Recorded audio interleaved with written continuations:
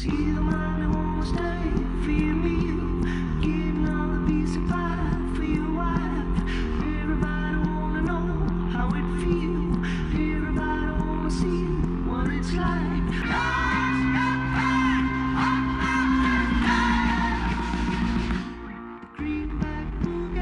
Bem-vindos ao Legado Jurídico, onde as vozes do direito moldam o futuro. Preparem-se para conhecer as histórias e os desafios daqueles que fazem a justiça acontecer.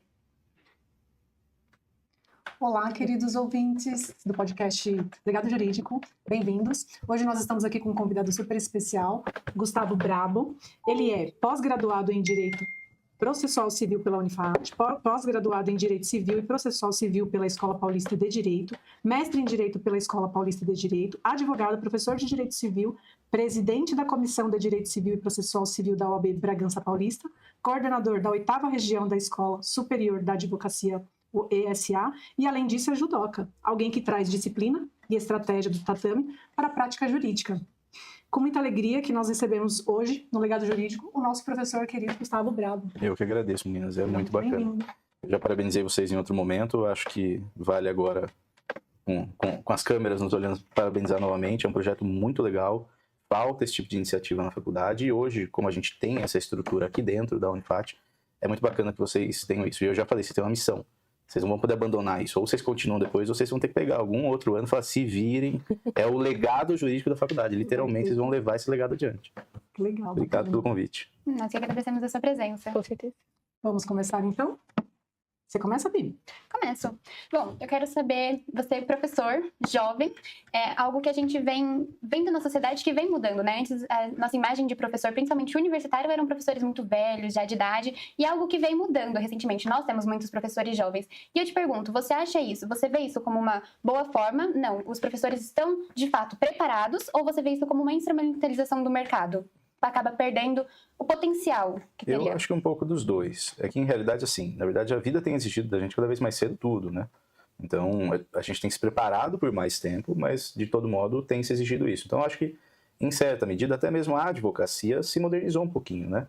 Então, a gente começa a advogar mais cedo, sai da faculdade muito cedo. Eu saí com 22 anos da faculdade, então, é pouco, né? Entrei com 17, é difícil. No começo, a gente sofre. Essa questão da juventude, hoje não estou tão jovem mais, meus cabelos brancos já começam a aparecer, mas no comecinho é doído. Você vê assim que o pessoal olha pra você meio descrente, fala, não, isso aqui não vai virar, esse cara não tem como, por conta da idade. Depois isso vai melhorando. Agora, na carreira de docente, eu acho que assim, nós temos visto muita gente ingressando mais cedo porque tem buscado preparação mais cedo, né, como eu falei. Então eu emendei, saí da faculdade, emendei numa pós. Durante a pós ainda tentei um mestrado, não consegui, fiz outra pós-graduação, tentei um mestrado na PUC na época, tive uma entrevista com a Tereza Rudolvin Vambier, foi um amor de pessoa comigo, a professora Tereza, foi fantástico, me deu várias dicas, eu estava com 23 na época, e aí ela falou, não, estuda mais um pouco, aprofunda, pega uma linha de pesquisa e tudo mais, depois você volta. Acabei não voltando porque eu fui fazendo na EPD, né? Fiz minha segunda pós lá, depois com a hora que concluí o curso, fui buscar o mestrado, também consegui, mas eu fiz tudo muito na sequência, assim, não respirei, foi uma coisa atrás da outra. E aí você começa mais cedo, evidentemente, na carreira. Acho que algumas instituições perdem um pouco a mão e colocam, às vezes, profissionais muito novos que podem não estar tão bem preparados. Eu, embora docente, faço muitas críticas ao estudo jurídico hoje, porque acho que falta tempo, falta dedicação em matérias específicas, que depois nos levam para uma prática mais facilitada, né? Hoje a intenção vamos passar vocês na OAB, né? É igual o pessoal brincar, vocês fazem advocacia? É advocacia, porque é para passar a gente na OAB. Então, eu sempre me preocupei com isso, sempre visei isso, faço minhas aulas nesse sentido. Eu quero sempre os alunos preparados para o mundo pós-faculdade, não só para a prova da ordem, também para a prova da ordem, mas não só isso. Perfeito. Eu vou entrar agora em uma outra seara, seguindo um pouco da sua carreira, né, dos seus estudos. A gente deu uma pesquisada sobre a sua vida, sobre o seu mestrado, e é um tema muito interessante. Você falou muito sobre as tecnologias e as ODRs, né? Eu vou pedir para você explicar um pouco o que são, como elas funcionam assim na prática, e te perguntar como você vê elas influenciando na sociedade hoje em dia, tanto as vantagens quanto os desafios de incluir elas, apesar de tudo, né, pelo acesso à internet de muitas pessoas, porque a gente ainda vive num país onde o acesso não é a todos, a gente sabe. Então eu vou te pedir para falar um pouco sobre isso. Sabe que essa questão do acesso é interessante, né? Porque quando eu fui fazer a minha banca, inclusive, Foi algo que não me veio à cabeça durante a pesquisa. Aí eu tava indo pra banca, tava no caminho. Falei assim, poxa, mas tô falando sobre acesso à internet, falando sobre isso. Será que a gente tem um bom acesso à internet? Eu fui pesquisar. Em realidade, o Ministério da Casa Civil fala que hoje nós temos mais de 90% dos lares brasileiros com acesso à internet. Então, se você que é difícil que assim, se a gente olhar o dado cru, Sim. você vai falar, então tá resolvido. Não é bem A minha assim. avó, eu brinquei, falei isso exatamente na banca, a banca acabou até rindo, porque eu falei, a minha avó tem acesso à internet. Né? A gente faz almoço domingo, ela tira foto, posta, Sim. né? As amigas comentam no Facebook, ela consegue fazer isso, mas eu não sei se ela teria capacidade, por exemplo, de abrir um link de um ambiente de disputa, de conflitos, se ela teria como, sozinha, né? Entenda, sem auxílio. A gente tem que pensar nisso da pessoa independente. Sozinha, se ela teria capacidade de ingressar ali no link, fazer eventual cadastro, acompanhar um chat enquanto a reunião corre, fazer assinatura de ata se tiver que fazer por via digital. Então, todos esses outros, essas outras tarefas, eu não sei se ela conseguiria. E aí a gente começa a entrar nessa seara mais profunda que você falou, sobre acesso à internet, né? Será que todos têm realmente acesso? Não é só estar lá com a internet ligada, né? Eu estava agora, aqui no corredor, conversando com um cliente meu de Piedade, uma cidadezinha do interior aqui em São Paulo. E aí tá chegando a audiência de instrução no processo dele. E aí eu falei, olha, Márcio, então, o juiz falou pra gente fazer audiência por videoconferência. Né, você consegue? E aí ele falou assim, doutor, a minha internet é a rádio. Pode ser que sim, pode ser que não. Teoricamente, pro Ministério da Casa Civil, ele tem acesso à internet. Sim. Mas será que realmente daria certo se chegar no dia e não funcionar? Sim. Entendeu? Então esse foi um ponto que eu me preocupei um pouco tarde, eu achei até, mas dá para ampliar isso depois de um doutorado, tentar aprofundar um pouco mais sobre isso, mas eu cheguei a pesquisar para poder discutir isso na banca. Mas a questão é que assim, hoje muito se fala sobre tecnologia e sobre solução de conflitos no ambiente virtual como se fosse algo só legal. Ah, isso é bom. Não é bom, é necessário. Sim. A gente vive um cenário hoje de judicialização que é bizarro, para não falar uma palavra pior, né? É assustador. Então, se nós não pensarmos em modos mais efetivos, né, mais céleres de solucionar conflitos, a gente não consegue sair do lugar. E aí, entra num outro panorama também. Você vê como as coisas vão aprofundando. E aí até eu retribuo a pergunta para vocês. O que vocês têm por consciência do que seria direito de acesso à justiça? Porque isso, para o aluno do direito, é algo muito assim, o que é acesso à justiça? Vocês conseguem imaginar? Muita gente fala assim, acesso ao judiciário. A pessoa poder acessar o judiciário. É uma confusão muito pertinente, a faculdade provoca isso no aluno. Porque a gente aprende a litigar, a ser advogado. E na verdade não é. Acesso à justiça é acesso a uma ordem jurídica justa. Então por isso que a sua pergunta começou muito bem. Mas e o acesso ao digital? Será que a pessoa tem acesso à internet realmente? Por quê? Porque isso faz parte do acesso à justiça. Se eu condiciono e falo, você só tem justiça pela internet, e a pessoa não tem internet, ela não tem acesso à justiça. Sim. E essa questão da justiça ser justa também é complexa até para ambas as partes, porque se você pega uma pessoa leiga que ela não tem essa habilidade toda, Não, terrível. ela fica extremamente nervosa, confusa, Terrível. isso prejudica o processo, o juiz não tá nem aí, não quer nem saber o que tá acontecendo nisso. E nem De pode, forma que porque a pessoa chegou ali. quantidade... Assim, não pode, vou me corrigir, né? Até deveria, mas eu entendo que hoje é um sistema muito massificado, né? Então é muito difícil de lidar com tudo isso. E a tecnologia vem para auxiliar, mas é exatamente isso. Então se a gente pensar em acesso à justiça, só como acesso ao judiciário não funciona. A gente tem que pensar em uma ideia de justiça que seja, você tem um problema do qual você não está conseguindo resolver sozinho. Então a gente precisa de ferramentas para te auxiliar a resolver esse problema. E aí eu pergunto a vocês assim, qual seria o melhor método de resolver um problema hoje? Não estou dizendo nem, é pelo judiciário, é por mediação e conciliação, não. O problema ele foi bem resolvido quando? Quando fez um acordo entre as partes. Pode ser Quando também, os mas parceiros- eu vou te mostrar a característica. Quando ele é rápido e quando ele é barato. Aí foi bem resolvido. Você fala assim, resolveu. Barato e Custo baixo, eficácia, resultado lógico, você entende? Então ele foi barato e ele foi rápido de ser resolvido. Não precisei de um mundo inteiro para resolver um problema. Sim. E aí, isso começa a crescer. A gente pega uma ordem de processos aí, anos 2000 para cá, a gente teve um aumento muito grande na ordem de processos. O CNJ emite, quase que ano a ano, geralmente um ano a ano, se não a cada 2 anos, um relatório chamado Justiça em Números, tá? Emitido pelo Conselho Nacional de Justiça, faz um aquário da justiça brasileira, vamos dizer assim, a gente enxerga tudo. E aí, se a gente for acompanhando esse relatório, que se não me engano é emitido desde 2003 até agora, vocês vão ver uma crescente de processos assim, surreal. Por quê? Virada dos anos 2000. O que nós tivemos de tão importante virada dos anos 2000? Internet. Assim, com acesso mais amplo. Sim. Principalmente começaram os e-commerce. E aí isso toma uma proporção de negociação muito grande. Se antes a gente fazia 10 negócios no papel, cada 10 negócios, 2 davam problema. Agora a gente faz 100 negócios, são 20 dando problema. Sim. Você entendendo? Uma proporção lógica. Então, o aumento negocial causou o aumento de litígios, que não acompanhou, mas passou muito, o aumento populacional. Você pegar IBGE anos 2000 e o último, acho que foi o último censo 2022, a gente teve um crescimento populacional ali na casa dos 13%. Processual, a gente teve quase 50%. Então, antes a gente tinha, anos 2000 ali, um processo a cada 3 habitantes no país. Hoje a gente tem, aliás, nós tínhamos 1 a cada 5. Hoje nós temos 1 a cada 3. Então a gente quase dobrou o número de processos por habitante. Então, assim, é uma massa de processos muito grande. O último relatório do CNJ indica mais de 80 milhões de processos ativos. Isso distribuído, Justiça Federal, Estadual, Trabalhista.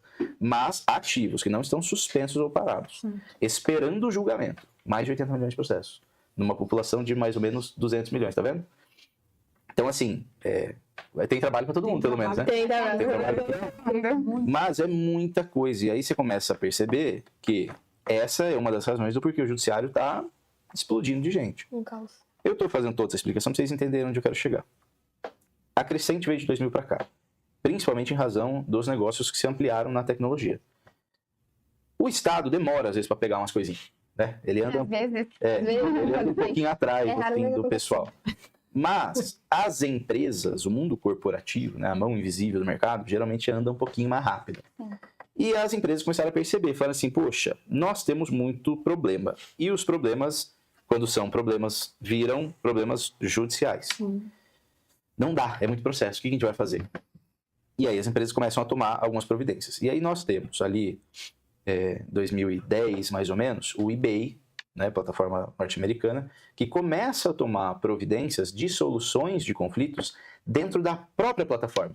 Então ele vai onde nasce. Aonde nasceu o problema? Dentro da plataforma. Então vamos resolver dentro da plataforma. Você entendeu? Então, isso começou a tomar uma força muito grande. O Mercado Livre, que é argentino, se instalou muito bem aqui no país. Depois ele toma isso por espelho e inicia também esse processo de solução de conflitos. Salvo o melhor juízo, o Mercado Livre ali por 2005, talvez um pouquinho mais para frente, ele começa o tratamento de problemas na plataforma. De que maneira? É o que eles chamam de compra garantida. Vocês já compraram no Mercado Livre, vocês devem saber o que eu estou falando. Você compra lá um negócio. Ah, deu errado. Você vai reclamar. O que o Mercado Livre faz? Toma seu dinheiro de volta. Não precisa nem devolver o produto. Só devolve o dinheiro. Eu comprei uma vez um adesivinho do carro, assim, que era um detalhezinho do carro. Fui lavar, arranhou, comprei. Chegou diferente, modelo.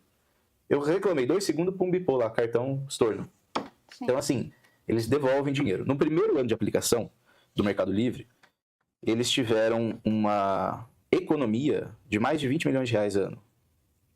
Logo na primeira aplicação, devolvendo o dinheiro. Então você começa a entender que litigar é caro. Sim, tá? E aí litigar em ação de R$40, R$50, R$100, entendeu? Objetos pequenos, começa a ficar difícil, né? Você vai ter que dispor um advogado para ir no juizado especial, não vale a pena. Então eles vão incentivando e vão crescendo. O Mercado Livre é um grande leading case. Em 2018, o Mercado Livre já mais estruturado, hoje quem compra no Mercado Livre sabe, você entra lá, não estou fazendo propaganda, mas se quiserem patrocinar também estou Aceitamos. Nós também. aceitando, posso, logo aqui, ó.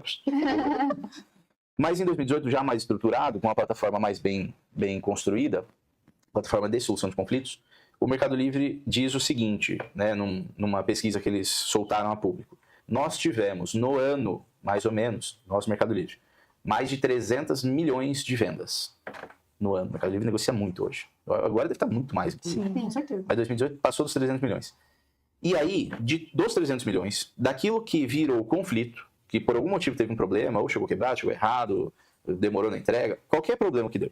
De tudo que deu problema, dentro da plataforma, dentro do Mercado Livre, eles solucionaram 98,9% dos litígios. Uou. É uma taxa alta. Vocês Muito entenderam? alta. Isso esse projeto do Mercado Livre, do eBay e de outras empresas, é o que nós chamamos de ODRs, né? Online Dispute Resolutions, no português RDOs, né? Resolução de disputas online. Nada mais, nada menos do que um ambiente para a solução de conflitos. O Teams, utilizado hoje amplamente pelo judiciário, é uma ferramenta de ODR. Qualquer tecnologia, eu gosto dessa expressão. Alguns autores vão dizer que não, mas outros vão seguir exatamente nessa linha e eu gosto mais. Qualquer meio de tecnologia empregado para auxiliar na solução do conflito é uma ODR ou uma RDO, entendeu? Só que as empresas de grande negociação, né, grande porte negocial, principalmente e-commerce, construíram lá dentro plataformas próprias. Então, no Mercado Livre, você abre lá quando você compra um negócio. Se deu qualquer problema, você abre, tem as opções. Meu produto chegou errado, meu produto não chegou, chegou quebrado, quero devolver, não gostei, não era aquilo que eu queria, você clica e ele vai te direcionando. Muitas vezes ele já te devolve dinheiro, manda você devolver o produto, hoje tem os postos de entrega, são mais fáceis. Outras vezes, quando não dá jogo com o Mercado Livre, qual é o passo seguinte? Ele coloca você em contato com o vendedor. Não, então peraí, a gente não conseguiu resolver, tenta resolver vocês dois. Então ele joga vocês dois na plataforma e vocês conversam via chat. Se não resolveu ainda, eles disponibilizam muitas vezes um mediador do conflito para os dois. Então, assim, é muita ferramenta. Por ter tudo isso, quase 100% dos litigios são resolvidos lá dentro. Agora, imagine se tudo isso caísse no judiciário. Vocês entenderam? Então, assim, é o que eu falei, não é só por ser bom, é bacana. É necessário esse tipo de atitude. Né? O Estado tem algumas plataformas que também buscam dessa maneira. A gente tem o consumidor.gov, é uma plataforma legal. O Procon também tem algum ambiente de ODR. O próprio judiciário, quando veio a pandemia, teve que se adaptar e hoje utiliza muito disso. Então, assim, em certa medida a gente foi ampliando, mas falta muito ainda do Estado. O importante é entender que, embora o mundo empresarial faça isso, eu digo que não é porque eles são legais. Não é que o dono do Mercado Livre acordou um dia e falou assim, nossa, eu quero fazer o bem para o Brasil. Eu preciso pensar numa forma de desafogar. Não dá. E aí teve até uma palestra do Ricardo Dalmaso, que é coordenador jurídico do Mercado Livre, que eles foram fazer essa propaganda toda, né? Mercado Livre, pensa nisso, pensa naquilo. E aí eu parei depois de perguntar para o Ricardo. Falei, Ricardo, quanto o Mercado Livre economiza por mês, por ano, né, com essa prática de RDO? A gente não tem esse dado. Falei, Ricardo, não tem esse dado. Tenha paciência que não vai. Eles têm, mas eles não falam. Por quê? Porque se eles falarem que eles economizam 200, 300 milhões ano, aí perde propósito, né? Sim. É a mesma coisa que falar, McDonald's, por que vocês trocaram o copo de plástico, canudo de plástico por papelão? Preocupação com as tartarugas. Vai, canudo daqui de Atibaia não chega nunca em Ubatuba, não existe isso. Dá nem tempo. Não dá. Essas práticas de ESGs, né, práticas ambientais, é a mesma coisa. O mundo corporativo olha aquilo, ganha um incentivo tributário, algo do gênero e acaba fazendo. Então, é sempre pensando na economia. Indiretamente nos fez um bem danado, então eles podem continuar. Então, é bom que siga assim. Precisamos ampliar, mas ainda... Foi bem tido, assim. Sim, Eu vou só pegar o gancho da resposta. Você falou muito sobre o Mercado Livre, que é uma grande empresa que implementou isso, e a gente tem outros exemplos. Mas quando isso sai de grandes empresas e se torna algo mais civil, pessoa física a pessoa física, a implementação é feita como? No sentido de, a gente tem juízes no parte judiciário, que ele estudou ali anos, ele tem grande conhecimento, no arbitragem, mediação, que tem uma pessoa ali. Qual é o cuidado que essa pessoa tem, o respaldo legal que ela vai ter ali para fazer essa arbitragem entre conflito? Você disse aí pelo virtual, né? Dentro do virtual. Veja, o judiciário não tinha muito disso antigamente, né? A gente tinha mais voltado quando havia muita distância. Então, por exemplo, 2019 eu fui a Pernambuco fazer uma audiência. Podia ter feito por videoconferência, mas era um caso muito relevante para a cliente. Eu falei, faz um investimento, eu vou até lá, faço audiência lá. O juiz até se assustou quando me viu lá. Interior de Pernambuco, ele falou assim, o que você está fazendo aqui? Eu vim fazer audiência. Ele falou, não, tá bom, mas você veio até aqui, tá bom, então faça, né? Eu vou só pegar o gancho da resposta. Você falou muito sobre o Mercado Livre, que é uma grande empresa que implementou isso, e a gente tem outros exemplos. Mas quando isso sai de grandes empresas e se torna algo mais civil, pessoa física a pessoa física, a implementação é feita como? No sentido de, a gente tem juízes no parte judiciário, que ele estudou ali anos, ele tem grande conhecimento, no arbitragem, mediação, que tem uma pessoa ali. Qual é o cuidado que essa pessoa tem, o respaldo legal que ela vai ter ali para fazer essa arbitragem entre conflito? Você disse aí pelo virtual, né? Dentro do virtual. Veja, o judiciário não tinha muito disso antigamente, né? A gente tinha mais voltado quando havia muita distância. Então, por exemplo, 2019 eu fui a Pernambuco fazer uma audiência. Podia ter feito por videoconferência, mas era um caso muito relevante para a cliente. Eu falei, faz um investimento, eu vou até lá, faço audiência lá. O juiz até se assustou quando me viu lá. Interior de Pernambuco, ele falou assim, o que você está fazendo aqui? Eu vim fazer audiência. Ele falou, não, tá bom, mas você veio até aqui, tá bom, então faça, né? Mas assim, então a gente utilizava disso. Quando veio a pandemia, foi inevitável, né? Teve de usar. Então muita gente teve que se adaptar. Uma coisa é conhecimento técnico jurídico, outra coisa é conhecimento técnico tecnológico, né? E aí a gente tem um mal muito grande no direito. A gente não tem esse hábito, né? A gente tem que aprender a usar esse hábito, não é do direito. Então tá aí, talvez algo que devesse ser mais bem implementado dentro do jurídico. Eu acho que queira ou não queira, o próprio mercado jurídico vai acabar obrigando que os profissionais se adequem. Vai chegar um momento que não vai ter como. Ou vai acontecer isso ou vai ficar para trás. Ou vai ficar para trás, Não vai ter outra exatamente. solução. Exatamente. E graças a Deus, né? Porque a gente tá com 1,5 milhão de Sim, advogados ativos no país. Então alguém tem que ficar para trás em algum momento, senão não dá. Não tem condição. Você dá um tiro para cima, vai 3 dentistas e 4 advogados. E no sentido de essas pessoas que fazem a mediação, a arbitragem, elas passam por algum tipo de, não sei, concurso, prova, curso Tem pra... curso de mediação e de arbitragem. Mediação, conciliação e arbitragem também. A arbitragem é assim, vamos fazer uma cisão, né? Conciliação, mediação, arbitragem. Embora meios extrajudiciais de solução de conflitos. Por quê? Porque arbitragem e conciliação, métodos autocompositivos. Aliás, mediação e conciliação, métodos autocompositivos. Arbitragem, método heterocompositivo, tal qual o judicial. Alguém decide por você, Sim. tá? E um método caro. Tá. Então, assim, não vai solucionar casinhos do Mercado Livre. E ó que eu tô falando do Mercado Livre, mas Sim. eu tô falando de casinho. O último item que comprei no Mercado Livre foi uma trava de trilha, de cortina. Eu paguei R$35 num jogo de 10, entendeu? Então, assim, não tem como levar isso pra arbitragem. Uma câmara arbitral hoje, low cost, é 50 mil uma sessão. Seria o copia e cola do judiciário. Então, eu não vou falar mal do judiciário, mas Não pode. qual é a questão? Não pode, porque pode arrumar problema. Mas qual é? Eu ainda advogo, né? Não dou aula só, né? Você só dá aula, você também trabalha. Eu também trabalho. Eu também trabalho, ainda preciso. Mas é assim, o que a gente vê na arbitragem que é interessante? As câmaras arbitrais, quando elas se formam, geralmente elas se formam por especialidade. Então, o juiz, por mais que seja um cara muito estudado, um cara que está lá vivendo há um tempo, se dedicou àquilo, ele trata de diversas doenças. Ele é um clínico geral. Quando você vai num árbitro, geralmente aquele cara tem uma especialidade. Então, se você pegar, por exemplo, o professor Francisco Carrali. O professor Carrali, tive aula com ele no mestrado, um cara fantástico. Acho que hoje deve ser o maior, se não um dos maiores árbitros em atividade no país. Mas é um cara de um aprofundamento de estudo, assim, surreal. Então, se você pegar exatamente na temática que ele estuda, falar, eu tô com um caso assim pra você analisar, com certeza ele vai ter a análise mais bem concatenada do país, entendeu? Então, esse é o interessante da arbitragem. Logicamente, por ser tão especial, barato não ia ser, né? Mas, eu acho que para criar essa acessibilidade que você está falando, isso vai ter que partir do advogado. Não tem jeito. Enquanto o advogado não aprender a lidar com isso, não sai do lugar. OAB Bragança, né? Subseção de Bragança. Nós temos um projeto na OAB que não é nosso, isso foi copiado de uma outra subseção, se não me engano, Piracicaba. Não vou falar bobagem, não vou lembrar quem começou com isso. Mas foi uma outra subseção que começou o projeto OAB Concilia. O que significa isso? A OAB pega casos ou pré-casos, né? O que ainda não virou processo, ou aquilo que já é processo, disponibiliza um mediador, um conciliador que faz parte do programa e um local na OAB para receber as partes e conciliá-las. Que interessante. Então é muito bacana. Só que eu entrei, o projeto já estava pronto. Fui convidado na Comissão de Solução de Conflitos, antes de fazer parte da presidência da Comissão de Civil e Processo Civil. E aí eles me chamaram, até por conta da minha linha de pesquisa. E aí a presidente falou para mim, não, que bacana, vamos estudar junto e tal. Aí eu cheguei e falei assim, mas tem um problema no projeto. Eu botei o pé e falei, esse projeto tem um problema. Qual é o problema? Eu falei, qual é a taxa de conversão de vocês hoje nos ajustes de conciliação e mediação? 9 a cada 10. Show de bola, pô. Perfeito.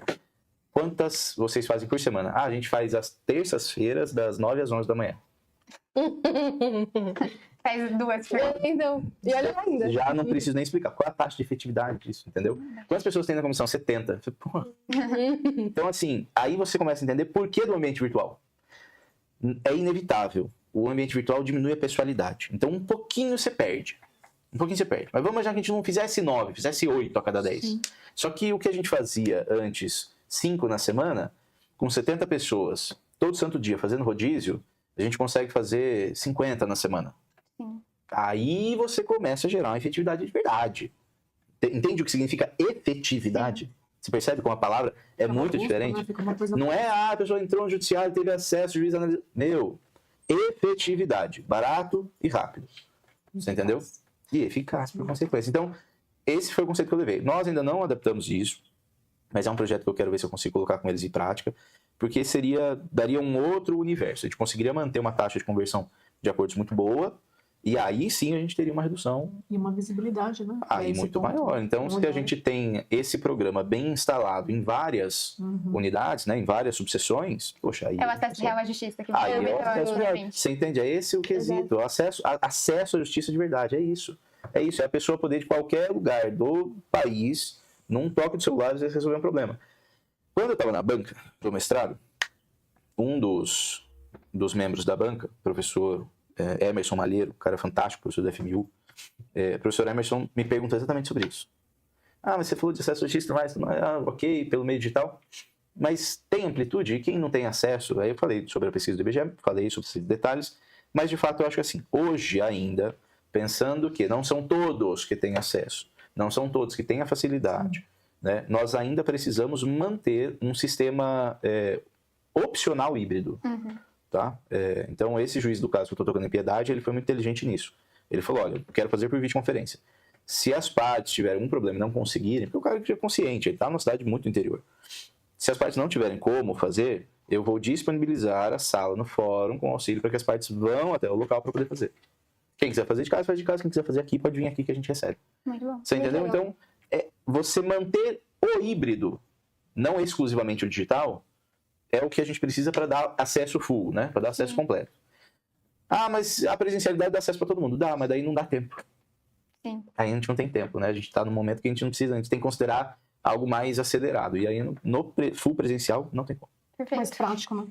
Acaba acabando com a eficácia. E barato em tudo, mas você tem que pensar o seguinte, quando você vai ter uma audiência, quem trabalha CLT, você pode pensar aí, uma pessoa simples, ela tem que pegar, avisar no trabalho dela, às vezes o trabalho dela é longe, ela não tem meio de transporte, aí ela tem que pegar 3, 4 ônibus para poder isso na chegar. prática com pessoas leigas que não sabiam absolutamente nada e que eu tive que montar todo o Exato. repertório. Aí não dá tempo, você tem que voltar no outro dia. Eu com isso todos os dias. É isso, vocês entenderam? Então é exatamente isso. Como é? Então você pegar essa pessoa e falar, olha, você vai ter que sair do seu trabalho, sair da sua casa, pegar transporte, não sei o que, blá, blá, blá. É que a gente ainda tem um mundo pensando em São Paulo. A gente mora num estado muito, muito bem evoluído nesse sentido, embora ainda tenha regiões interioranas. Mas se você pegar norte, nordeste, regiões ribeirinhas, Nossa. gente, não tem como, é impossível. É impossível você falar a pessoa que ela tá lá... Não é muito longe, você vai mais aqui pro fundo, aqui, ó. Então, exatamente, entendeu? Então, assim, aqui a gente tem uma realidade de citação, às vezes, por WhatsApp, né? Agora o CNJ está falando sobre citação por WhatsApp e tudo mais, mas não é a realidade de todo o país. Então, a gente tem que tomar consciência disso. Manter uma eficácia no sistema híbrido, eu acho que é a melhor das soluções. Com certeza. E aí, o colega advogado tem que ter o tato, né? De falar, dá ou não dá? Esse caso é um que eu falei já para a advogada que está trabalhando comigo, ela estava mandando mensagem, o que a gente vai fazer? Eu falei, faz o seguinte, junta e fala que vai ser virtual. O juiz ainda não marcou, vai ter tempo. Então o que eu faço? Monto o link depois, mando pro cliente, mando pra testemunha e falo, testa, abre aí pra ver. Um link igual. Abriu, conseguiu, deu tudo certo? Show de bola. Não deu. Já peticiono para excelência. Esquece, eu tentei, não funcionou, marca presencial que eu vou até aí. Não tem jeito. Então é essa sensibilidade que o colega tem que ter pra funcionar bem. Aí a gente tá falando de um acesso bem feitinho. Sim, ainda mais com a realidade. Dá mais com a realidade. Vou fugir um pouco desse assunto e ir para o mundo da sala de aula. Dos seus queridos alunos. Gosto bastante. A teoria é bonita. A teoria é muito bonita. Muito linda a teoria. Só a teoria. A teoria é bacana. E falando sobre a teoria, inclusive, com as IAs, com as novas plataformas, com o ensino facilitado, entendeu? Estamos vendo que a gente tá faltando preparo dentro da sala de aula para a gente ter acesso a tudo isso. Porque antigamente, para você aprender tal coisa, você precisava ficar na biblioteca lendo livro. Hoje em dia você acessa um PDF que te dá acesso de qualquer lugar. E eu gostaria de saber o que você acha sobre isso. Se realmente estamos despreparados ou é preguiça mesmo de ir atrás. Não, preparado a gente não tá para tudo isso, né? Até porque veio muito rápido, né? A gente teve alguns saltos, assim, de tecnologia. Nós tivemos um salto quando a gente teve acesso à informação por meio do celular. O celular foi... Não digo celular aparelho, que a gente ligava e mandava mensagem. Né? Não é isso. Estou dizendo quando a gente começou a ter sistemas de conversa e comunicação instantâneas. E isso foi uma virada de chave muito grande. Eu me lembro, em 2011, eu estava na Argentina. Aí precisava falar com as pessoas aqui e falava pelo telefone do hotel. Porque no celular eu gastei 400 conto em 2 dias. Nossa. Então não dava. E em 2012 eu estava no Chile com WhatsApp no Wi-Fi do hotel. É um ano. Nossa. Um ano, literalmente um ano. Porque eu viajei nos 2 anos, fui no meio do ano. Então assim, mudou muito rápido. E a gente se acostuma rapidamente com isso. Eu falo que o ser humano ele gosta do conforto, ele se acostuma rápido com o conforto. Então hoje, por exemplo, eu não assisto TV, não tenho TV aberta, não vejo. Por quê? Eu tenho Netflix, Amazon, Disney Plus, você entendeu? Então você tem os streams que te bastam.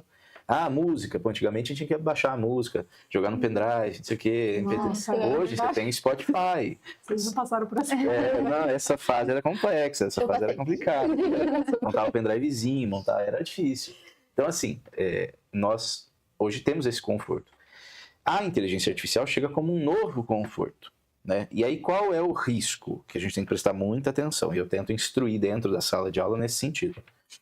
O risco é você confiar tanto na IA que você não pega mais o livro na mão. Entendeu? E quem já passou comigo na sala sabe, uma das questões que eu exijo muito que vocês tenham, vademecum. Sim. Entendeu? Por quê? Porque na prova da OAB vocês não vão poder usar a IA. Vocês vão ter que pegar a porcaria do vademecum. Aí é meia hora para achar um artigo. Esses dias o colega de vocês estava fazendo prova, o Davi, estava fazendo prova lá na sala dos professores. Aí o rapaz estava auxiliando, o Davi tem deficiência visual, né? E aí o colega estava ajudando ele, falou, professor, ele precisa de um artigo que tá na CLT aqui. Aonde está a CLT? Porque ele não era do direito, era só um supervisor. Eu fiz assim, no vademecum, juro, CLT. Entendeu? E ó, que eu nem mexo na CLT, entendeu? Mas é uma prática que a gente tinha isso antigamente. Então a gente tem que tomar cuidado com o conforto. O professor Jerry Nunes, principalmente, outros também falam, mas o Jerry fala muito sobre isso, um mineiro.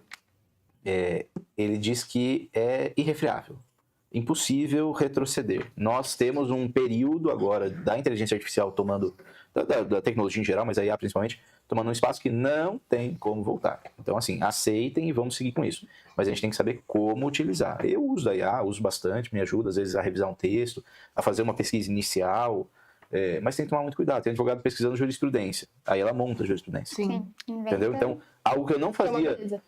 algo que eu não fazia antigamente e hoje estou fazendo. Eu pego petição de colega pela parte adversa, juntou jurisprudência, o que eu faço? Consulta a jurisprudência, para ver se é verdadeira. Entendeu? Porque às vezes o cara jogou no chat, aquilo lá não existe, eu tenho que comunicar no processo. Antes eu não fazia isso. Hoje a gente tem que tomar essa precaução. Então você percebe? É o modo de como se utilizar. Mas eu acho que assim, depois que nós estivermos acostumados, aí a gente vai começar a perceber um pouco mais os problemas. Já estão surgindo, os problemas já estão, né? Sim. Já estão aparecendo, a gente já está prestando mais atenção em algumas coisas, mas vai levar um tempinho até acostumar aí.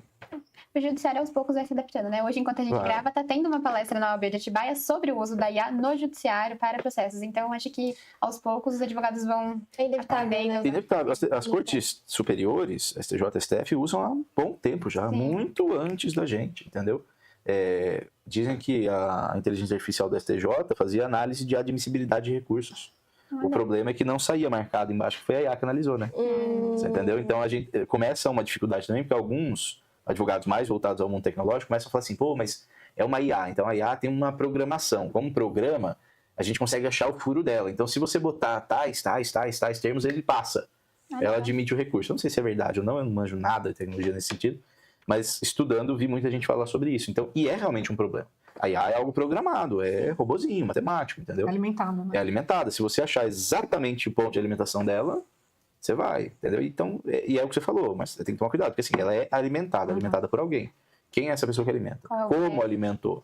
Né? Como que ela foi construída? Porque vários vieses cognitivos são passados, transmitidos como um vírus do ser humano para a inteligência artificial. Então, essa vai ser a maior das brigas, eu acho, no uso da IA aí na próxima década. Ok, então vamos pegar esse gancho e vamos saber o que o professor Gustavo Brabo gostaria de ver incluído no currículo das faculdades de Direito, pensando em um futuro mais prático e ético da profissão. Mais 2 anos. É o quê? Não, cancela o episódio. Agora! Mais 2 anos. Tinha que ser igual a medicina, você tinha que ter um período depois de estágio probatório. Não, mas sabe o que é? Eu acho que assim... Ele não gosta mesmo da Não, eu gosto muito da faculdade. Mas não é mais prática do que Mas teoria. não dá tempo. Então, não dá tempo, porque a teoria, teoria, por que não dá para fazer teoria com prática? Mas a teoria também é necessária. Sim, muito. Você entendeu? Tem que fazer. Então, por exemplo, vocês tiveram comigo o direito das obrigações. Indispensável. A hora que vocês estiverem comigo de novo, direitos reais, vocês tiveram direito civil 2. Depois vocês vão ter comigo, se eu não morrer até lá, né? Não vai. Aí vocês vão ter direito civil 6. E aí vocês vão entender que muito do que a gente viu lá atrás, naquela teoria meio chatinha, depois você aplica lá na frente. Então é judiado. E aí quando você sai da faculdade, achando que você é o máximo, e depois você percebe que você é um idiota, agora que você chega na pós-graduação. Mas é em qualquer graduação. Você Não, mas você sai num sentimento, você fala, ih, agora vai, né? Aí não vai. Aí você chega na pós, você já fala, eu sou um imbecil, não é Não possível. estudei nada. Não estudei. O que eu fiz durante a faculdade, não é possível. Mas é exatamente isso. E aí alguns conceitos vão sendo retomados e vão sendo aprofundados. Então, eu gosto muito de falar. É uma das aulas que eu mais gosto de dar, do tema. Eu sou muito agradecido a essa pessoa que me ensinou. Acho que ele nem sabe disso, mas eu sempre falo dele, que é o professor Bunazar, Maurício Bunazar. Na minha segunda pós-graduação, eu tive uma aula de prescrição e decadência com ele. Eu nunca mais esqueci. Então, eu nunca mais esqueci, cara. E até hoje eu dou a aula sabendo da aula que eu tive com ele. Mas, cara, prescrição e decadência é direito civil 1. Sim. Então, eu tive isso no primeiro ou segundo semestre da faculdade. Eu, na segunda pós, 6, 7 anos depois, Pra prestar atenção no que é. eu fui entender o que é. Tá entendeu? Então, assim, a teoria é essencial. Essencial. O que a gente vai ter ao longo do tempo é o desprendimento de algumas teorias, áreas específicas, para focar em uma área. Né? Então, eu tive, durante a faculdade, trabalhista. O que eu sei hoje? Né? Nada. Previdenciário, não sei nem como eu passei. Não O lembro. Cleverson. Não lembro da aula, O juro. Cleverson falou assim pra juro. gente: o que é TLT? Então, Não lembro, não me recordo. então, Não me façam perguntas exatamente. diretamente. Então, assim, é judiado, mas é o período necessário. Durante a faculdade tem que passar. Porque daí você encontra ali uma temática que te é mais amigável, né? Que você gosta um pouco mais, para depois partir na pós para um estudo mais aprofundado. Isso eu digo em pós lato sensu, tá? Pós-graduação mesmo, né? Aí é onde você vai sentar, vão na cadeira de novo, ter aula, estudar e aprofundar no assunto. A estrito senso, mestrado, doutorado, pós-doc e assim por diante, é legal, mas para quem, eu sempre recomendo assim, minha opinião, tá? Posso estar errado, outros vão falar outra coisa, mas para quem quer viver a docência, viver o mundo acadêmico da pesquisa de alguma maneira, porque não é como na lato sensu, como é na graduação, o ensino. É algo meio faça você mesmo, assim, sabe? É mais independente. Então a gente senta, a gente aqui, a gente tem um grupo de tantos alunos, dividam-se em X pessoas, cada um com um tema, preparem as aulas e a gente vai fazer, entendeu? Então, assim, é muito prático para você. Então, por isso até que a professora Teresa lá atrás, e eu não enxergava muito bem isso na época, mesmo assim, agradeci muito, ela foi muito sábia em me dizer o seguinte: viva um pouco mais. Porque se você chegar do jeito que você está agora, Com todo esse gás. com esse gás mais cru, você vai sofrer no mestrado. Entendeu? E aí depois, quando eu fui viver o mestrado, eu falei, realmente, tô sofrendo hoje, imagina, entendeu? Sofri na época, já mais velho, se fosse antes, então, eu tinha sofrido muito mais. Então, assim, eu acho que a teoria tem que se manter, né? Voltando na pergunta, a teoria tem que se manter. O que eu acho é que falta tempo, não tem jeito. Não tem jeito. Eu não vou falar que deveria trocar a matéria X pela Y, entendeu? Porque daí eu vou entrar em preferências, entendeu? Tipo, eu não vou falar que a gente tinha que tirar dele de trabalho, por exemplo. Não, filosofia, sociologia 1, 2, 4, 6. Mas tem gente que se aprofunda depois disso. Nisso. Bianca, para de me olhar assim, Tá vendo? Entendeu? Então, é difícil. Eu não consigo pensar o que substituir exatamente. Eu acho que algumas matérias podem ser colocadas de uma maneira um pouco diferente. Assim, eu acho que precisa de mais tempo, mas eu vou falar um negócio que eu acho que tinha que ter na grade curricular de toda a faculdade e eu nunca vi. Ensinar o aluno sistemas. Nossa. Sim. Show. Eu sempre pensei isso. Sistemas. Perfeito. Entendeu? Porque eu, quando trabalhando já, colegas que se formaram comigo, às vezes me ligavam para falar assim: eu preciso distribuir um recurso no STJ, como é que eu faço? Quero saber onde protocolar. Eu preciso emitir uma guia, como é que eu emito? Entendeu? A gente sai da faculdade, se for um bom aluno, mas sabendo fazer uma ação, sabendo qualificar um processo, sabendo o que é prova, constituir prova, tudo mais. Aí você fala assim, então tá, e agora? O que eu faço? Imprimo tudo e levo lá na mão do juiz? Fala assim, está aqui o processo, top. Entendeu? A gente não tem. Então é uma matéria que vai falar assim, não, então você entra no ESAGE. Agora não vai ser mais ESAGE, né? Agora vai ser PROC daqui a um tempo. Entendeu? O Tribunal Paulista. Então eu acho que pro aluno em Atibaia, ele tinha, né, São Paulo, ele tinha que aprender TJSP, TJMG, TJRJ, entendeu? Pelo menos os estados, Os mais importantes. os colados, entendeu? Esse sisteminha você vai ter que aprender. Fora isso, STF, STJ, como é que funciona o sistema, porque também é independente de protocolo e tudo mais, emissão de guia, tudo diferente. Porque senão a gente não sabe fazer, entendeu? Se a pessoa não faz estágio durante a faculdade, aí a gente tem que entender que não é todo mundo que consegue, ela não aprende. Eu fiz estágio há muito tempo. Mas os meus 2 primeiros estágios, eu fiz a faculdade inteira de estágio, mas os 2 primeiros não foram em escritório de advocacia, então eu não vi tudo isso. Eu estagiei na primeira vara criminal em Bragança e depois no Ministério Público. E no MP eu trabalhei com processo físico. As meninas trabalhavam no digital, eu trabalhava no físico. Então, assim, se eu não tivesse passado um tempo depois em escritório, eu ia sair sem saber como funcionava o sistema, como emitir uma guia, que eu tinha que pagar o que não tinha. Entendeu? Então a gente aprende, por exemplo, o processo tem custos. Tá, mas quanto são? Qual é o valor das custas? Como que a gente emite isso? entendeu? Como manda pro cliente, o cliente devolve, aí depois você vai ver que não paga em qualquer banco, entendeu? Guia de oficial de justiça, guia de citação por carta, você só paga no Banco do Brasil. Aí você não tem conta do Banco do Brasil, você vai abrir uma conta do Banco do Brasil para poder, entendeu? Então é todo um conjunto operacional que a gente não tem na De faculdade. fato, é algo que deveria ter na faculdade, Poderia porque Gente, na faculdade de nutrição é a mesma coisa. Você começa a fazer conta na mão. Só que você vai fazer conta na mão? Hoje em Não, dia você vai fazer lógico conta na mão? É tudo sistema. E aí? Ninguém sabia usar sistema, ninguém sabia fazer nada. Eu acho que não. Então, Então, deveria ser obrigatório. eu acho que Eu assim, também acho. muita coisa poderia ter, Não custa. mas se for ter tudo que eu queria que tivesse, ia ter mais a 2 gente anos. ficaria mais uns 10 anos. Não, né? não, por favor. Moraria na faculdade. Vocês Vamos iam ter- substituir a sociologia por essa matéria aí que eu nossa, apoio. vai ser legal também. Mas Eu não isso apoio. tem que ter. 10 essa prática. semestres já, pelo amor de Deus. A gente tem prática Tanto jurídica, né? eterno. Tinha que ter, em algum momento, tinha que ter uma prática jurídica acoplada nisso aí, Ah, um laboratório de E sistema. entra muito no que a gente estava falando Sim. antes de digitalização, mundo Exatamente. virtual, porque A gente não sabe nem o básico. exato. Sim, Exatamente. foi o que eu quis dizer quando eu me referi ao básico. Tipo, a Não. pessoa chega lá fora, tá, ela sabe um montão de coisa teórica. E o Pet, o básico? Hoje a gente já está mais habituado, mas pense o advogado de 60, 70 anos, Sim, que as em dificuldades. 2013, quando o fórum que afundou, porque você sabe que o fórum quase afundou, né? Uhum. Quando o fórum que afundou, os caras falaram assim, então, não tem mais processo físico, agora é tudo digital, você tem que trabalhar. Ninguém Como é que aceitava. faz? Entendeu? Até hoje, 2025, tô falando isso de 2013, em Atibaia foi uma das primeiras cidades da região que digitalizaram tudo, pela necessidade, não tinha de guardar processo, por conta do problema com o fórum. Bragança ainda levou mais um tempo, até hoje tem processo físico, mas está diminuindo. Agora, assim, até hoje, 10, 12 anos depois, eu ainda vejo colega que faz o quê? O cara faz a petição, juro pra vocês. Não vou citar nome pra não arrumar problema. Mas o cara faz a petição, imprime a petição, Tira assina, digitaliza e junta no processo. Meu Deus. Aí você começa a entender, você fala assim, meu Jesus amado, No meu trabalho eu recebo tinha que ter a foto física reciclagem. no sei. pendrive e ainda pergunta se precisa mudar no arquivo. Não, o melhor é quando você faz assim, manda pra mim uma foto do documento, manda, aí a pessoa segura assim com o dedo, o dedo em cima. Teve Aquela um foto mais borrada que gente uma vez tirou foto assim numa mesa de vidro, tava o pé dele com chinelo.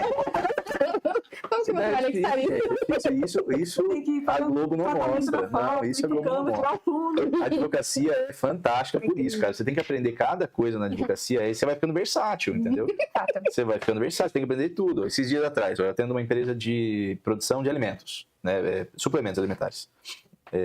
E aí eles tiveram um problema numa máquina específica lá, com a vedação da máquina, não é um misturador de pó. Aí vai eu entender qual era o misturador, o que misturava, o modelo, por que a vedação era um problema. Aí eu entendi, não, é que a espuma que foi usada na tampa, ela contamina o alimento. Aí vou eu entender normas de contaminação de alimento, qual é o produto que contamina, o que não contamina. Já saiu formado. Vou aprender o que é PTFE, PTFEE, que é o expandido, PTFE puro, PTFE com... Não, você não faz. Entendeu? Para saber o que contamina e não contamina. Então, assim, a advocacia, principalmente, não só a advocacia, mas o direito em geral, exige da gente mais do que conhecimento técnico-jurídico, entendeu? Lógico que isso você vai ter com o tempo, você vai ter que se virar, aprender, mas acho que o primeiro deles, ainda na graduação, tinha que ser o de sistema. O cara tem que aprender a mexer. Tem que saber digitalizar, converter um documento. Muitos também sabem Concordamos. fazer um negócio desse, converter um Não documento. sabe nem mandar e-mail. Não sabe Manda o mandar assunto do e-mail. Então, exatamente. Então, Coisas acho básicas, né? que esse técnico tinha que ter um pouquinho. Não tem jeito, pelo menos um semestre. Bom, vamos nos encaminhando aqui para o final. E como a gente já mencionou, a gente investigou a sua vida. Sabemos que você é judoca também, né? No judô, faz tempo que eu não faço judô. Fiquei mais no Gil, mas fiz também. Fiz judô, fiz bastante. Sempre voltei às artes marciais, assim, sempre gostei. Bacana. Então, o judô, ele ensina a cair e levantar, certo? Uhum. O direito, ele ensina a perder? Ou ainda somos treinados apenas para litigar e vencer? Somos... Não ensina a perder, mas a gente é treinado para litigar, não para vencer, né? Tem que dar certo, porque rádio já tá dando, né?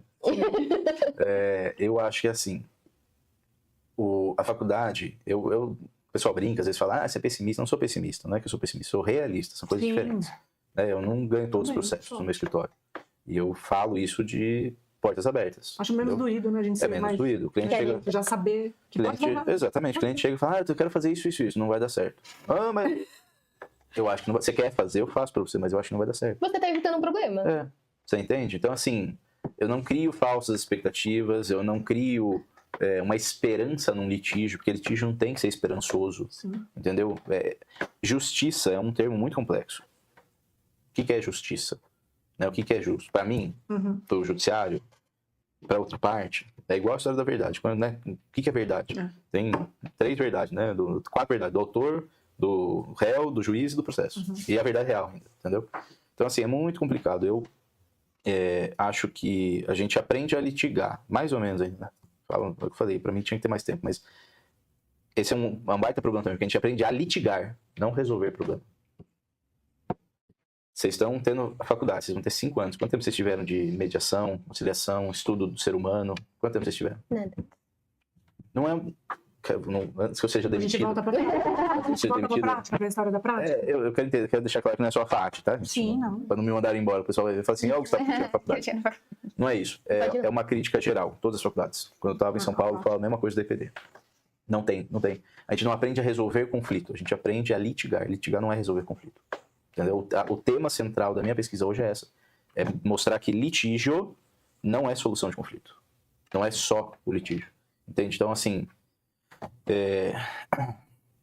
eu acho que o direito nos ensina muito hoje a litigar, deveria ensinar a litigar menos, deveria ensinar a resolver um pouco mais problema, de uma maneira mais prática, mais simples, menos agressiva, menos onerosa, olhando um conceito social um pouquinho maior. Tem trabalho para todo mundo do mesmo jeito, porque tem advogado que critica e fala, daqui a pouco vai estar todo mundo desempregado, aí não vai, tem trabalho. Entendeu? Troca o processo por um acordo. Troca, não tem problema nenhum, amanhã vai ter gente para fazer acordo de novo. Você entendeu?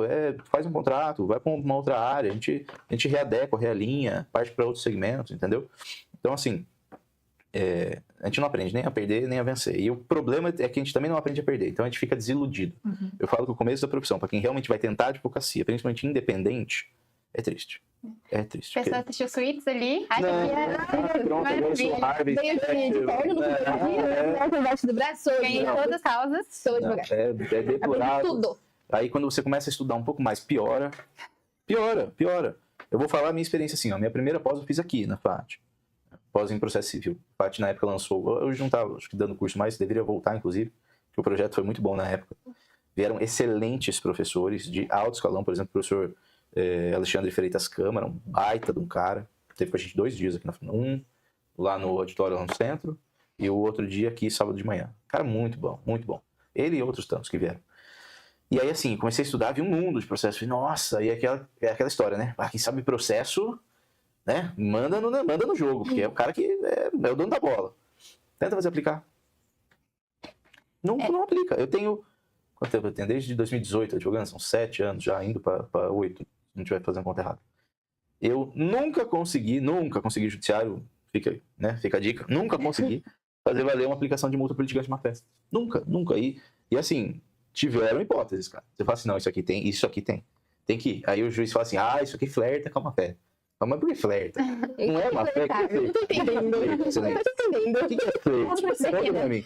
E não aplica, cara. A sanção tá lá, tá no código. Você não consegue fazer valer. A lei, mas... Então tá lá, tá disposto no código. O quanto da multa escrito, as hipóteses. Não aplica. Não aplica, cara. Embargo de declaração.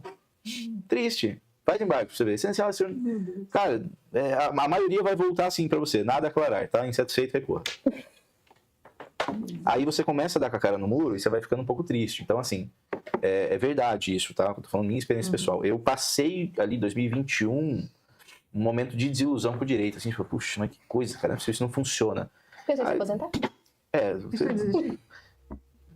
Eu pensei... Deixa eu comentar, estava saturado? Não, não tem como falar que não. É muita gente, mas assim, é muita gente incompetente. Eu sou da classe, eu posso falar. É muita gente, não é sério. Não, mas quando você para pra falar assim, desculpa, tem advogado que não sabe escrever exceção. Sim. Eu vejo isso em peça. Não tô dizendo, é um mal da advocacia. Tá aí, outra coisa que na minha época tinha, tem que voltar pra grade curricular. Português. Tem. Então, graças a Deus, se mantém, porque tá difícil. Imagina se não tivesse. Então, assim, é ruim. Tinha que continuar. 5 anos. Vamos trocar a sociologia mais. 5 anos. Então, assim, a gente vê muito problema de ordem técnica, técnica normativa, técnica linguística. Prova não é um negócio que soluciona. Falar, esse cara é bom, esse cara não é. Não adianta. Prova é um negócio muito subjetivo. Tem gente que tem facilidade, tem gente que, às vezes, é um baita de um aluno, tudo enrosca e não vai, fica nervoso na hora da prova. Então, não mostra conhecimento. Então, isso é um grande problema. Mas, assim, eu acho que a gente tem que prestar atenção que o direito não é só o litígio, é isso que eu quero dizer, sabe? Ir um pouquinho mais além. Mas isso demanda, eu acho, que uma especialidade um pouco maior de quem está na carreira docente para o discente. A minha profissão ela é privilegiada hoje, minha profissão como docente. Eu falo muito isso para vocês em sala. Tudo que eu faço é por vocês, é para o aluno, é com o aluno, para que o aluno aprenda melhor, para que o aluno vá melhor. É uma dedicação muito grande, pelo menos de mim, estou dizendo de mim, não posso falar por todos, mas estou dizendo de minha parte. É uma dedicação muito grande para vocês, é uma satisfação muito grande quando vocês têm esse retorno. Entende? Quando alguém me encontra anos depois e fala, pô, lembra daquela aula e tal, isso é muito legal. Então, eu acho que esse sujeito tem que entender que ele não pode ensinar só o litígio. E tem que entender também que ele não pode falar que ele é perfeito, que o escritório dele só ganha, porque tem professor por aí que fala assim, né? Só ele é o fodão, só ele funciona, o escritório dele não perde uma. Mentira, cara. Você vai dar com a cara no muro, você vai perder e tudo mais. Vai ter que ser resiliente. É o que eu falei. Em 2021 tive uma tristeza, pensei, fiz circular, não lá, e aí eu me readaptei. Assim, falei, não, vou mudar. Vou aprofundar em outra área, vou me reinventar. Eu percebi que a minha tristeza era com o litígio. Eu não consigo lidar muito bem com a ideia do processo, porque me cansa, me estressa, me preocupo muito com o processo. Não é um problema meu, é um problema do cliente, mas eu tenho dificuldade até hoje em separar. Tem hora que eu me vejo gritando, andando pra cima e pra baixo no escritório, falando, desgraçado do juiz, maldito do advogado da parte contrária. Tem disso, deveria menos. Eu perco anos de vida nessa brincadeira. Enquanto no extra e na sala de aula, principalmente, eu não tenho isso, entendeu? Então, eu acho que a minha maior reinvenção foi essa. Eu entendi como advogar, principalmente fora dos processos. Começou a fluir mais suave. Começou a fluir mais suave. E hoje eu acho que é das minhas principais atuações, é extra autos e dentro da sala de aula. Perfeito. E nesse sentido, Gustavo como advogado, Gustavo como professor de direito, a gente faz a pergunta final para você. Queremos saber. Qual é o seu legado? Qual é o meu legado? Meu legado são vocês. Meu legado são vocês. Eu gosto de pensar assim, de verdade. É o que eu falei, a docência é uma profissão muito bonita. Eu sou muito grato pela faculdade, por todo mundo que me recebeu já nesse universo docente, por todo mundo que ainda vai me receber. E eu acho que é um pouco disso, é deixar para quem vem depois um pouco do que eu tive, do que eu aprendi, né? Como eu falei, brinquei do professor Bunazar, aprendi com ele prescrição de decadência e faço questão de ensinar como ele ensinou. Né? Por que não? Eu acho que o conhecimento é isso, a gente não pode guardar pra gente, né? Eu vou levar só pra mim, pra quê? Inclusive, quero te falar que eu fiquei com muito ódio de você na prova de... É bom. Tem que ter raiva de alguém. Mas quando a minha nota saiu, eu chorei, porque eu aprendi. Eu não tive que aprender, não teve outra opção, mas valeu a pena, sabe? Eu me surpreendi, eu saí da prova desesperada. Eu falei, gente, eu errei, não foi? Vai dar errado. Eu atrapalhando porque ela tava batendo na sua assim. Ele vai de ver. Mas eu falei, não acredito. Aprendi. Eu já falei, eu não vou economizar vocês. Eu faço questão disso. Não economizo. Porque eu já me deparei com outros colegas que, assim, de forma mais simples, não, faz assim, faz uma prova mais de boa pro aluno. Gente, não tem porquê. Vocês falou sobre isso. Vocês vão dar com a cara na OAB depois, é complexo, concursos bons são complexos, o mercado de trabalho vai exigir de vocês. Então, assim, que exija desde já, vocês vão sair daqui calejados. Que chore já, de uma vez. Que chore agora. Chorei muito, pelo amor de Deus. Tava com raiva e depois falou assim, ai, como o Gustavo é bom, ai, que maravilha. Ensinou e eu aprendi, olha que coisa boa. Aí, entendeu? O que o desespero não faz, né? Porque não passa. Tá ótimo, tá perfeito. Então, fico muito contente, de verdade. Nós agradecemos. Bom, vamos encaminhando então, né, para o tchau. Se quiser deixar suas redes, seu contato. Fazer sua divulgação. Com certeza. Esse momento é teu. Não, me sigam lá no Instagram. O meu Instagram, hoje eu tenho pra isso. Hackearam o meu Instagram pessoal, tem alguns anos. Nossa. Não consegui retomar minha conta. Não creio. A culpa foi minha, não tinha dupla verificação, tá vendo? Sistema de segurança operacional. Hoje eu tenho lá. Sigam no Instagram, @prof.gubrabo. É basicamente para conversar com vocês. Perfeito, muito obrigada. Tá bom? Obrigado, gente. Obrigado de verdade. Fiquei contente com o encontro. Assim também nos despedimos de vocês. Não esqueçam de deixar o like, deixar os comentários.